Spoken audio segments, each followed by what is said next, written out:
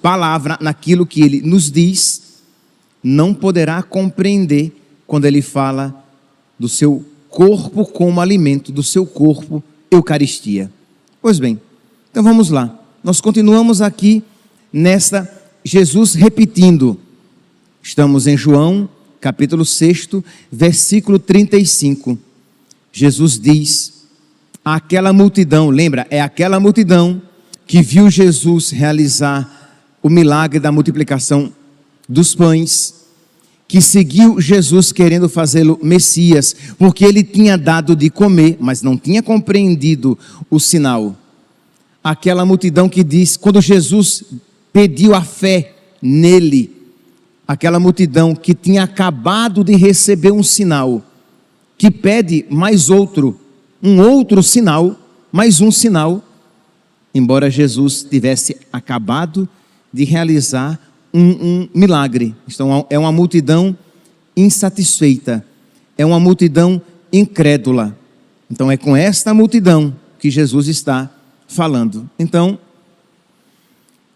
naquele tempo, disse Jesus à multidão: eu sou o pão da vida, quem vem a mim não terá mais fome, e quem crê em mim nunca mais terá sede. Eu, porém, vos disse que vós me vistes, mas não acreditais. Então, esta multidão incrédula. E aqui nós vemos essa realidade. Jesus, ele é o pão da vida, em contraposição ao pão material que eles estavam buscando. Lembra? Isso aqui é importante. Eles viram a multiplicação dos pães, mas eles não viram o sinal, aquela realidade que chamava a fé em Jesus. Eles estão atraídos apenas pelo pão material. Então, enquanto o pão material, ele sustenta a vida biológica, Jesus mostra que ele, o pão da vida, ele sustenta a vida na graça. Ele é a própria vida da graça. Ele concede a vida eterna, enquanto o pão material concede a vida terrena. Por pão material compreendamos todo e qualquer alimento aqui da terra.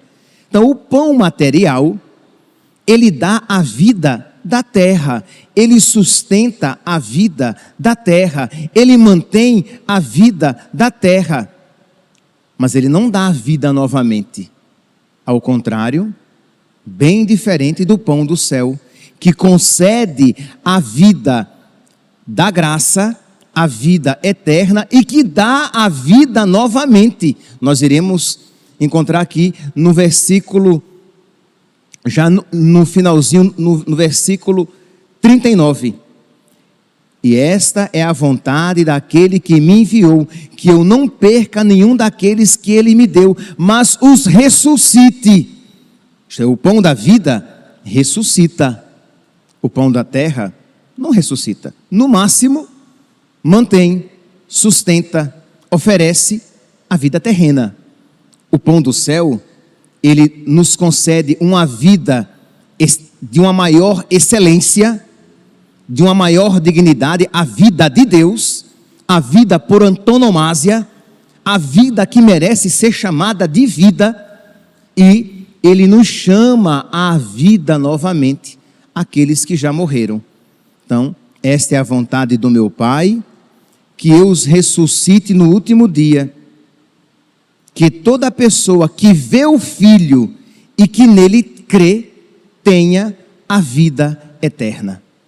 Então, meus irmãos, por que é que Jesus vai fazendo esta contraposição entre o pão da vida que deve ser desejado e não tanto o pão material que eles estavam desejando? Porque o Senhor, ele quer nos conceder a vida eterna. É claro que Deus sabe do que precisamos, e ele nos ensinou a pedir o pão nosso de cada dia nos dai hoje.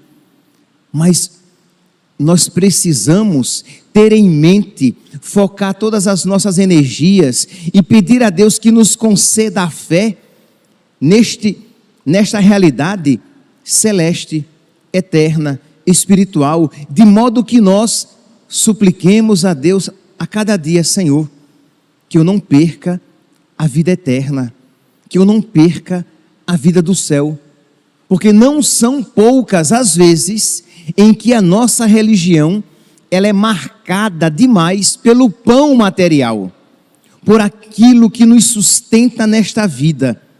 E por aquilo que nos sustenta nesta vida, compreendamos agora tudo aquilo que nos dá alguma satisfação, seja comida, bebida, afetos, saúde, prazeres, todas as coisas lícitas.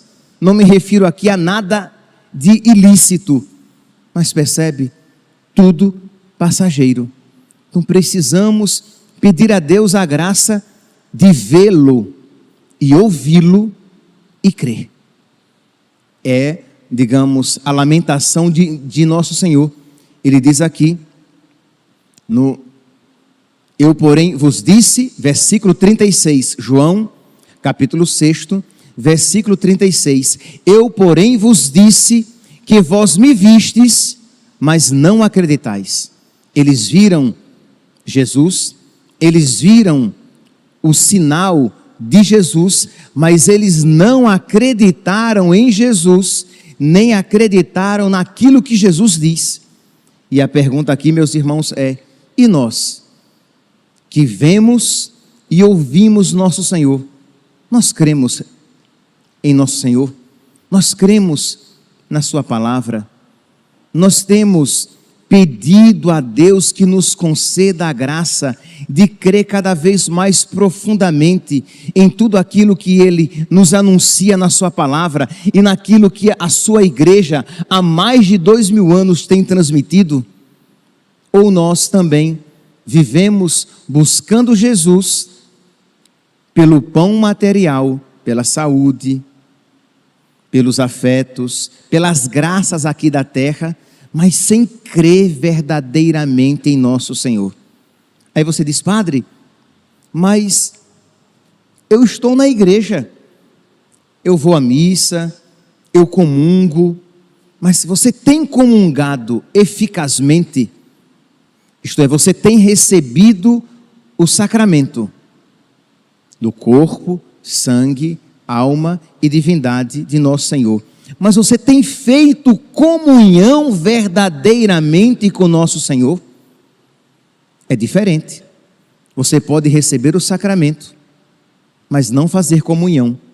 Por quê? Porque recebe inadvertidamente, de qualquer jeito, de um modo relapso. Você pode receber sem fé, você pode receber sem aprofundar devidamente. E como é que eu recebo com fé? Como é que eu recebo devidamente? Como é que eu me aprofundo? Como é que eu assumo esta graça recebida, o próprio Cristo que se dá a mim como alimento? Quando eu, em estado de graça, o recebo e me ponho em oração. Quando eu suplico a nosso Senhor que Ele que está agora me tocando interiormente, porque o pão material, quando eu recebo o pão material, o pão da terra, aquele pão que Jesus multiplicou, quando eu recebo o pão material se transforma em mim. Ele se transforma em energia, em açúcar, e se transforma em mim.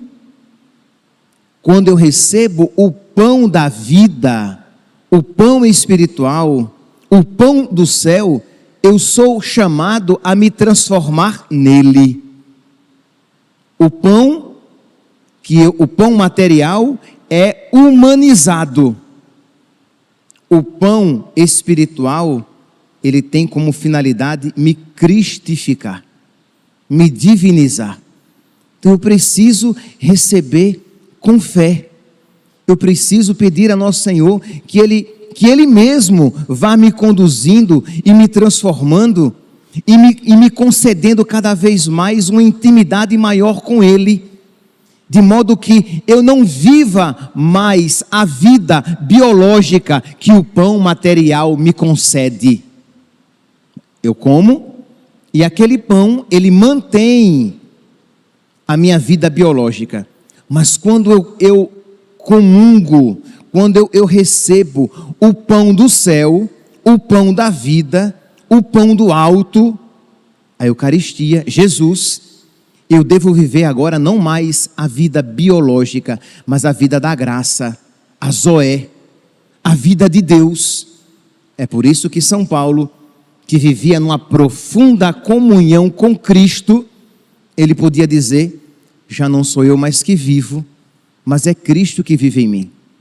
Imagine, meus santos, que quando nós comungamos, pelo menos, se estivermos em estado de graça, pelo amor de Deus, que nunca recebamos a Eucaristia em estado de pecado, porque iremos receber a morte, a condenação, veneno.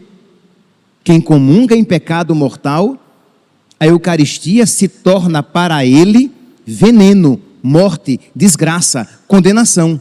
Então nunca comungue em pecado mortal. Mas quando você, em estado de graça, você recebe Jesus na Eucaristia, pelo menos naquele momento você pode dizer: já não sou eu mais que vivo, mas é Cristo que vive em mim. Então imagine, meus santos, que graça você poder, e aí quando você medita, quando você se aprofunda nesta realidade, esta realidade ela pode se estender espiritualmente durante todo o seu dia. E quando você se mantém em comunhão com a palavra de Deus, em obediência à palavra de Deus, você se mantém nesta vida divina em você. Pois bem, mas voltemos aqui. Jesus, ele é o pão da vida. Jesus é o pão da vida porque ele traz ao homem a ressurreição. Ele traz a nós a ressurreição. Ele traz a nós a vida do ressuscitado. Quando Jesus diz: eu sou o pão da vida, é porque nós, quando comungamos, nós recebemos a vida do ressuscitado. Aquela vida que a humanidade de Jesus recebeu quando ressuscitou. A vida divinizada. Então imagine aqui, meus irmãos, todas as vezes que nós comungamos, de alguma maneira se realiza em nós a ressurreição. E é claro, é óbvio que Jesus, ele porta a ressurreição, ele traz a ressurreição, ele nos doa a ressurreição, porque ele ressuscitou. Então ele é o pão da vida, porque ele é o ressuscitado. Nós podemos ver isso lá em João, no capítulo 10, Jesus vai dizer assim, no versículo 17 e 18: o Pai me ama, porque eu dou a minha vida e posso retomá-la. Versículo 18: ninguém tira de mim, ninguém a tira de mim, mas eu a dou por mim mesmo, e tenho o poder de a dar, como tenho o poder de a reassumir. Então ele tem o poder de dar a sua vida, aquela vida que ele doa e que ele recebe, ele tem poder de ofertá-la. Então quando nós, porque ele ressuscitou, ele pode nos dar a sua vida ressuscitada, a sua vida divina. Imagine, meus santos, que graça poder receber a vida do ressuscitado em cada comunhão e poder estendê-la o máximo enquanto nós nos mantivermos na graça, e esta vida ativa e fecunda enquanto nós nos mantivermos na presença de nosso Senhor, em íntima união com seu Espírito, com seu corpo, com a sua palavra. Então nós precisamos aprender a comungar bem, senão a nós será dito aquilo que foi dito aos israelitas, ao povo que tinha visto o milagre, mas não tinha contemplado a verdade que aquele milagre transparecia. Eles viram a multiplicação dos pães, mas eles não contemplaram, isto é, eles não viram profundamente o significado daquele milagre, que para João é sempre um sinal. Todo milagre em São João é um sinal de que Jesus é o Messias, é um sinal de que Jesus é o Filho do Homem, é um sinal de que Jesus é verdadeiro, é um sinal de que Jesus é Deus. A pergunta é: como é que nós temos enxergado os mistérios da nossa fé? De uma maneira profunda ou de uma maneira superficial? Como é que nós temos ouvido a palavra de Deus? De uma maneira profunda, acolhendo-a e colocando-a em prática, ou de uma maneira superficial, em que ela entra por um ouvido e sai por outro? Como é que nós temos visto o santo sacrifício do altar? Nós temos visto com olhos espirituais? Nós temos contemplado a verdade que ali se manifesta sacramentalmente? Ou nós temos visto como todo pagão pode ver?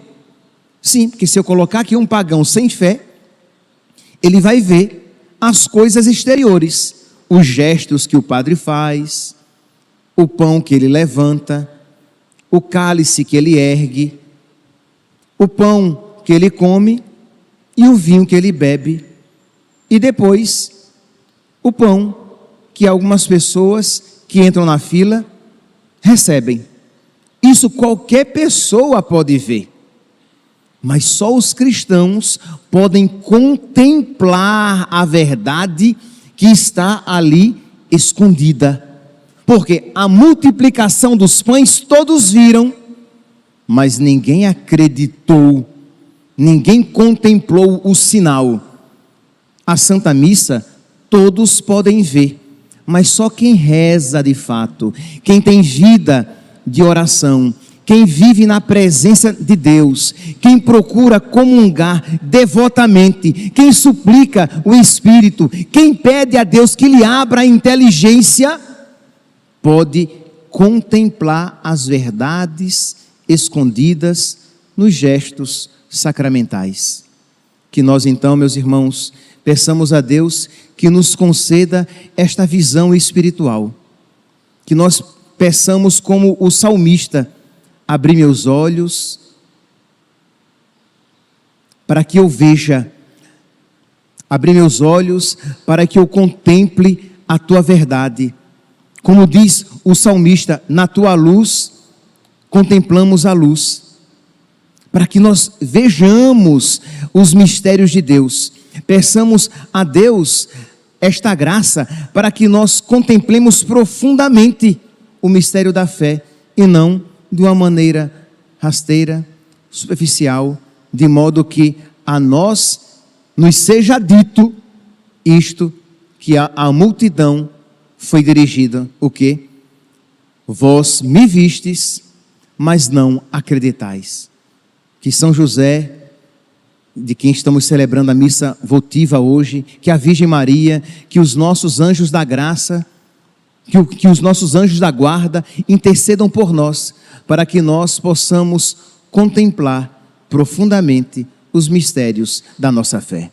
Louvado seja nosso Senhor Jesus Cristo, para sempre seja louvado.